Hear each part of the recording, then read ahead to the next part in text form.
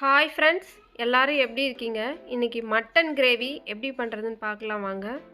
நான் சின்ன வெங்காயம் ஒரு 10 பல் எடுத்திருக்கேன். 2 பெரிய வெங்காயம் மீடியம் சைஸ் கட் பண்ணி எடுத்திருக்கேன். இப்போ இதை மிக்ஸி ஜாரில் ஆட் பண்ணி நல்லா பேஸ்ட்டாக அரைச்சி எடுத்துகிட்டு வந்துக்கலாம். நல்லா அரைச்சி கொண்டு வந்துட்டேன். இப்போ ஒரு குக்கரில் ஒரு 5 ஸ்பூன் எண்ணெய் விட்டுக்கலாம். நான் கடலை எண்ணெய் தான் எடுத்திருக்கேன்.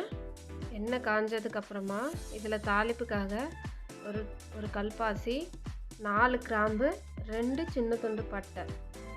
இப்போ தாளிப்பு நல்லா வெடித்து வந்துடுச்சு. இந்த டைமில் நாம் அரைச்சி வச்சுருக்க வெங்காய விழுதை ஆட் பண்ணிக்கணும். இந்த வெங்காய விழுதை ஆட் பண்ண உடனே ஒரு 5 மினிட்ஸ் கண்டிப்பாக நீங்கள் வதக்கணும். நம்ம ஆட் பண்ணியிருக்க வெங்காய விழுதும் எண்ணெயும் பிரிஞ்சு வரணும். நல்லா ஆனியன் பேஸ்ட்டை வதக்கி எடுத்துக்கோங்க. அது பச்சை வாசனை போகிறதுக்கும் அந்த எண்ணெய் பிரிஞ்சு வரத்துக்கும் நமக்கு ஒரு 5 மினிட்ஸ் கண்டிப்பாக எடுக்கும். இப்போ இந்த ஸ்டேஜில் நாம் கருவேப்பிலை ஆட் பண்ணிக்கலாம். கருவேப்பிலை ஆட் பண்ணிவிட்டு நல்லா வதக்கி விடுங்க. இந்த கிரேவி செம்ம டேஸ்ட்டாக இருக்கும். ரைஸு, தோசை, இட்லி எல்லாத்துக்குமே செட் ஆகும். இப்போது இந்த ஸ்டேஜில் நாம் இஞ்சி பூண்டு விழுது 1 ஸ்பூன் ஆட் பண்ணிக்கிறோம். ஜிஞ்சர் கார்லிக் பேஸ்ட்டோட பச்சை வாசனை போகிற வரைக்கும் நல்லா வதக்கி எடுத்துக்கணும். இந்த வதக்கிறது மட்டும்தான் நமக்கு கொஞ்சம் டைம் எடுக்கும்.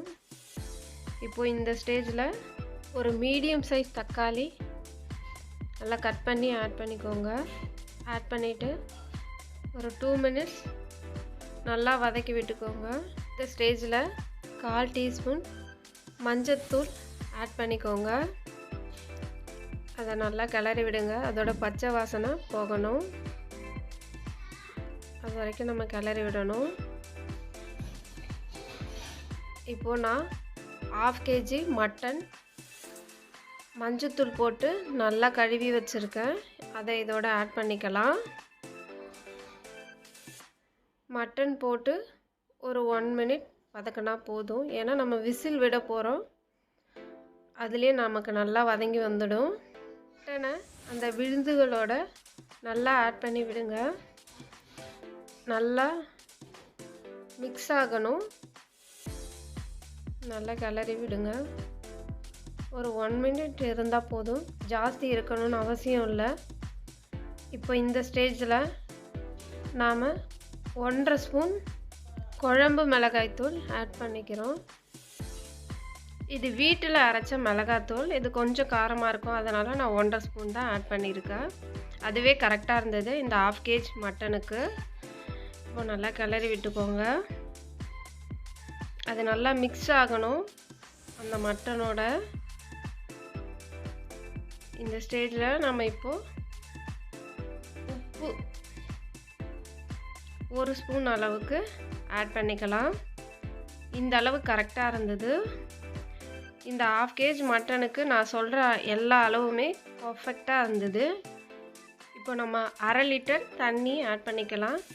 இது செமி கிரேவியாக இருக்கும்.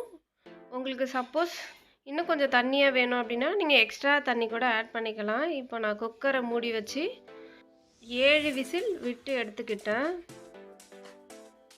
இப்போ நான் ஓப்பன் பண்ணுறேன். பாருங்கள், உங்களுக்கு அந்த எண்ணெய்லாம் நல்லா பிரிஞ்சு வந்திருக்கு. அந்த மசாலாவோட வாசனை எல்லாமே போயிடுச்சு. இந்த ஸ்டேஜில் ஒரு 1/2 ஸ்பூன் மட்டன் மசாலா ஆட் பண்ணிக்கோங்க.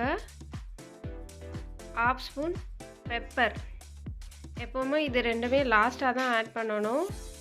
பெப்பரை முன்னாடியே ஆட் பண்ணிங்க அப்படின்னா உங்களுக்கு கசக்க ஆரம்பிச்சிடும். அதனால் இந்த ஃபைனல் ஸ்டேஜில் தான் ஆட் பண்ணணும். மட்டன் மசாலாவும் லாஸ்ட்டாக ஆட் பண்ணால் தான் உங்களுக்கு ஸ்மெல் நல்லாயிருக்கும்.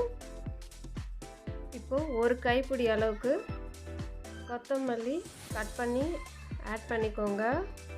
மட்டன் எப்படி வெந்திருக்குன்னு நான் உங்களுக்கு காமிக்கிறேன் பாருங்கள். நல்லா பஞ்சு மாதிரி வெந்திருந்தது. கிரேவியும் செம்ம டேஸ்ட்டாக இருந்தது. இந்த வீடியோ உங்களுக்கு பிடிச்சிருந்ததுன்னா உங்கள் ஃப்ரெண்ட்ஸ் அண்ட் ஃபேமிலிஸ்க்கு ஷேர் பண்ணுங்கள், லைக் பண்ணுங்கள், கமெண்ட் பண்ணுங்கள், என்னோடய சேனலுக்கு சப்ஸ்கிரைப் பண்ணுங்கள். தேங்க்யூ.